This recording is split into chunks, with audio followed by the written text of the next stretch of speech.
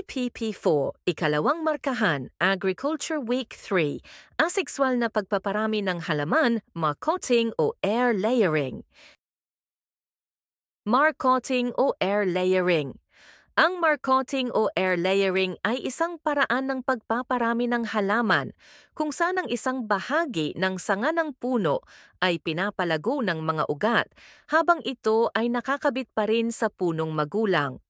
Ito ay isang epektibong pamamaraan para sa mga halaman na mahirap paramihin sa pamamagitan ng buto o pagpuputol.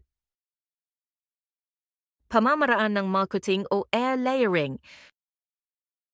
Una, piliin ang malusog at matibay na sanga na may tamang sukat, karaniwang nasa 1 hanggang 2 sentimetro ang diameter. Pangalawa, gumawa ng hiwa sa sanga at tanggalin ang balat nito sa kahabaan ng 2 hanggang 3 sentimetro. Ito ay magbibigay daan para tumubo ang ugat. Pangatlo, balutan ang napiling bahagi ng sanga ng basang lupa o lumot.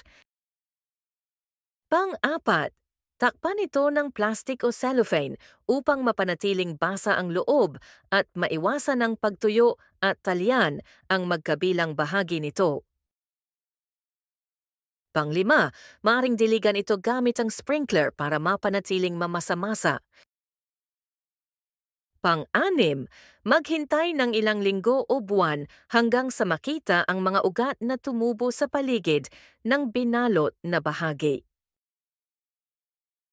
Pang-7, kapag sapat na ang ugat, putulin ang sanga mula sa punong magulang at itanim ito sa lupa upang lumago bilang isang bagong halaman.